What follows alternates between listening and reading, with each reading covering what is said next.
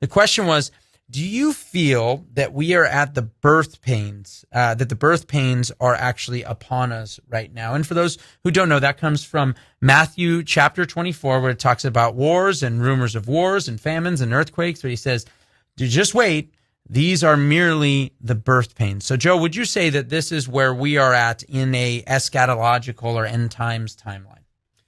Well, I'm not going to say, as a matter of fact, and this is absolute, that we're in the birth pains.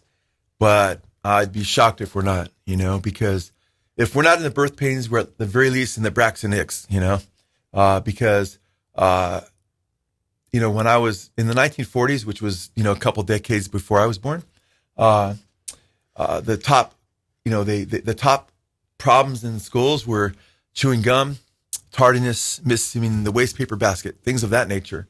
And then today, you look at what's going on now with school shootings and all these other wicked things. And when you look at what Jesus said about the birth pains, there'd be false Christs and false prophets. And they're all over the place now.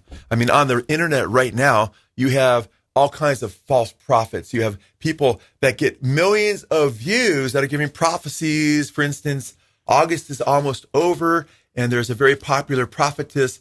From my understanding, she's saying that California, where we live, is going to break in half because of this huge earthquake, and millions of people are going to die, something of that nature. And many people are believing her. And so you have many false prophets, more than I've ever seen. You have lawlessness increasing. We've been talking about that, so I don't need to document that. That's what this entire show has been on. The love of many growing cold, people becoming very, very cold-hearted. Earthquakes in very strange places recently. That's been in the news. Wars. Anybody hear about wars and rumors of wars? And not just nation against nation. Before it was nation against nation. Now you have kingdom against kingdom. Think of world wars. We have alliances of several nations on both sides. You have these various things, but you also have things that could not have happened for the last 2,000 years. Israel becoming a nation again. That happened on May 14th, 1948. So for the first 1,900 years of church history, Israel wasn't a country. So how do you have the abomination of desolation set up in the temple, which there's a lot of talk about being rebuilt right now, and the red heifer and everything else? That can't happen. How do all the nations surround Israel at Armageddon? That couldn't happen. You don't have a hatred for the Jews since Hitler's time. Guess what? That's happening right now.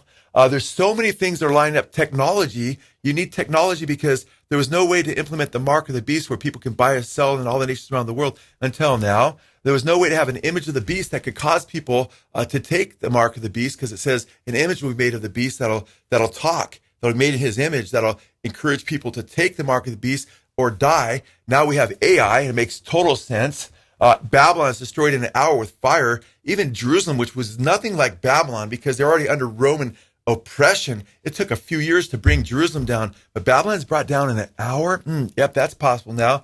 Jesus said that the world becomes so wicked, and if he didn't return when he does, no flesh would be saved. Absolute annihilation of humanity wasn't possible up until just recently. It says when the two witnesses are dead in Revelation chapter 11, their bodies will lie dead for 3.5 days, and all the different people, the nations will look at their dead bodies. How could that happen? Well, now you've got satellite television. I could go on and on and on. I'm just saying we're way closer than we've ever been, and a lot of these prophecies could not have been fulfilled. And this is just off the top of my head. Didn't know that question was coming because I'm seeing this and watching it for years, saying, wow, because I follow the trends. I see what the scriptures predict. Men will be lovers of self. I mean, that was kind of considered insidious to love yourself. But then you had World Magazine. Then it became Life Magazine. Then it became Us. Now you have Self Magazine. Just got narrower and narrower. I mean, you can't make this stuff up. But yeah, I do believe we're in the birth pains. If not the birth pains, definitely in Braxton Hicks. If you want to see where that clip was taken out of, make sure to click on the link in the description. Praise the Lord, brothers and sisters. We want to just thank you so much for being with us. We want to encourage you to subscribe to Good Fight Ministries on YouTube, where you'll see all kinds of other wonderful things. We have the wildly popular 511 News with Chad Davidson and myself. We have mind-blowing films available on our Good Fight website with articles you'd never read elsewhere. We have a 24/7 Good Fight radio network that you could check out. We have just all kinds of wonderful things. So we just want to encourage you and thank you for joining us, and thank you for your support as well to keep this ministry going. May you be blessed as you seek his face. He's coming soon. Press on in Jesus. God bless.